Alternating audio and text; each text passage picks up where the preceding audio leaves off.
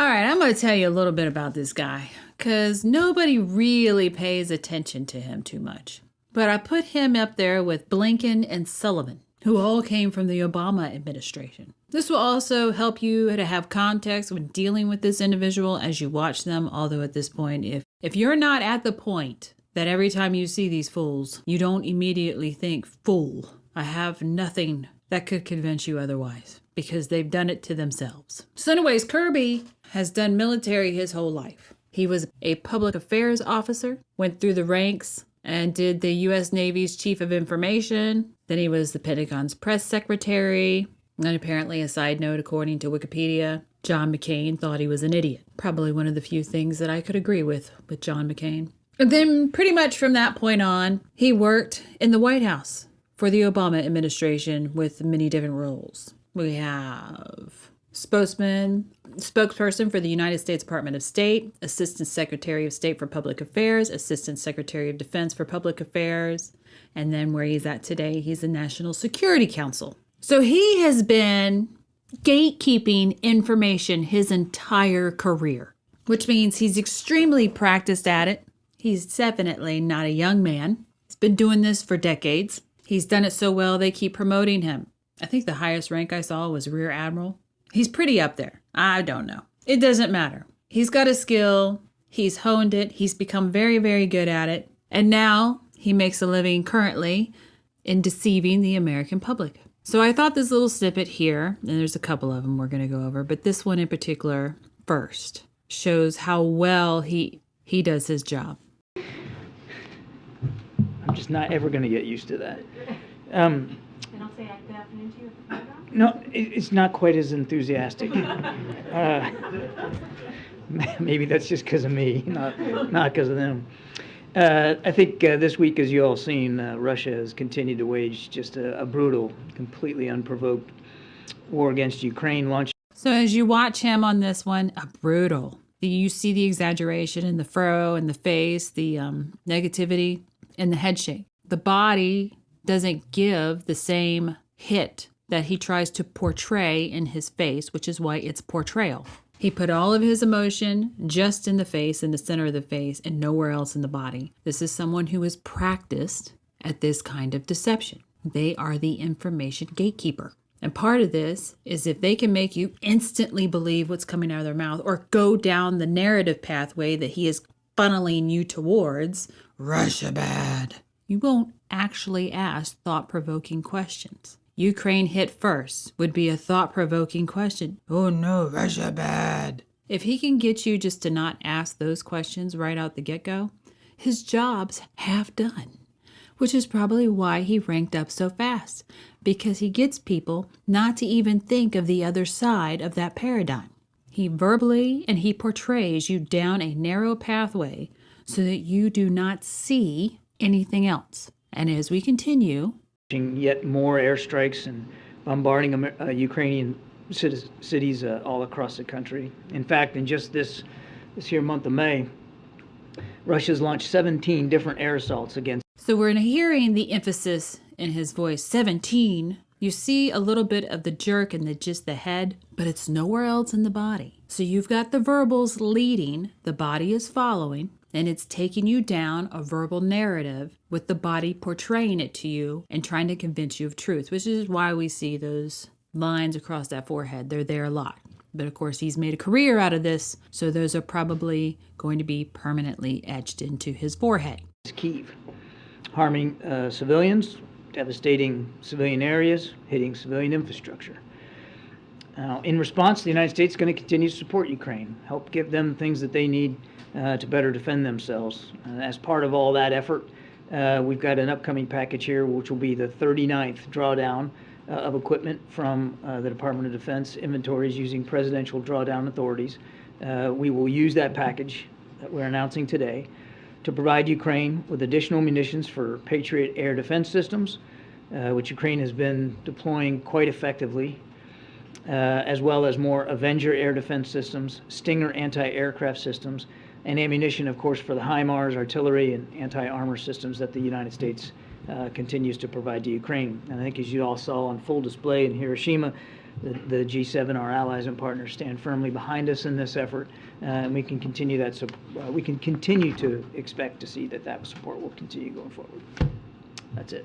So he's unenthusiastic, and he was complaining about that earlier in this press conference. I want to go see something real quick. I just thought about it. Forgive me. Now, this is from 2015, and you're going to notice there isn't much changed in his delivery. He still has the same portrayal. The body is stiff. The face has all the emotions in it. He anchors himself down just in this one. He's gotten a little better at just, coming into his anchor. But as he goes on to read, Positive outcome of the gathering of the Syrian opposition in Riyadh today, including reaching a consensus on principles for a pluralistic and democratic Syria and on how to advance a political. So you hear the words that start the narrative. He doesn't give much eye contact to his audience. And here at this point, we know that there is some deception. And I'll prove it to you in a second. But his words are giving more descriptive language. Settlement to end the conflict in Syria. He's trying to portray end the conflict, giving emphasis to that. Now we skip forward. Thank you very much also for the kind words on behalf of Barry, who set a model for all of us who kind of followed him. I wanted to follow up on what you said about the Saudi meeting of the Syrian opposition. Yeah. You indicated that there were 116 participants who were brought in and they agreed on a set of principles. Is it your understanding that everyone who was at that meeting agreed on these sets of principles? Because we have reporting that one of the major opposition groups, Ara al-Sham, walked out and disagrees with it entirely. Yeah, it is my understanding that. And you hear that? When you hear those sounds coming out of an individual's mouth, that is because the brain is trying to slow down the conversation so it can think up something to spit out.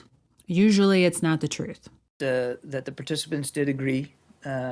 He does give broken eye contact, not consistently. In a consensus way on these principles. And we have the believe me look. That's why I said it the way I said at the top, or actually the secretary has it in his. And then we have the half grin, the shit grin. We're just calling it the shit grin. The Cheshire cat sneer, however you want to put it. Statement that way. What I also said was. And then you have an easily distracted mind by a cell phone. It didn't get irritated. It was looking for the individual with the phone. If this was something of a hot topic that was very important and you wanted to make understood, irritation would be a understandable emotion to go with it. Turn that damn phone off. I am trying to get this out. But we have a distracted mind because he's deceptive. And we all know at this point, if you knew history, recent history, he is. So let's go back to where we are at. Hi, John. Thanks for doing this. So I'm wondering if you've completed or if you're in the process of a review to determine how the documents at Mar-a-Lago have impacted national security. Yeah, so I think the Office of the Director of National Intelligence has already spoken to the fact that they. So we have the same believe me look that comes through. As he came in, he had already anchored himself. We're conducting a national security assessment, and I would refer you to them. I don't have any update on We also have the broken eye contact. that one way or the other. And the tight mouth stress. So we've added a few things in the years. It's getting harder to pull it off. Today, during an interview, Senator Rubio said that there's no allegation that there was harm done to the national security. Does that stand as of now? Again, I'd refer you to the Director of National Intelligence. They are working with the Justice Department on this, and they did say that they were going to conduct a national security assessment. I don't know the status of. And here we go again. The believe me look. The broken eye contact, the stiffness in the body, the free movement in the face and head, the portrayal. And I know I'm beating this dead horse. That they'd be the ones to talk to you about that. Okay, thanks. And with the tight lipped. So we've added the tight lip over the years. The administration now says that China already does have this intelligence facility in Cuba.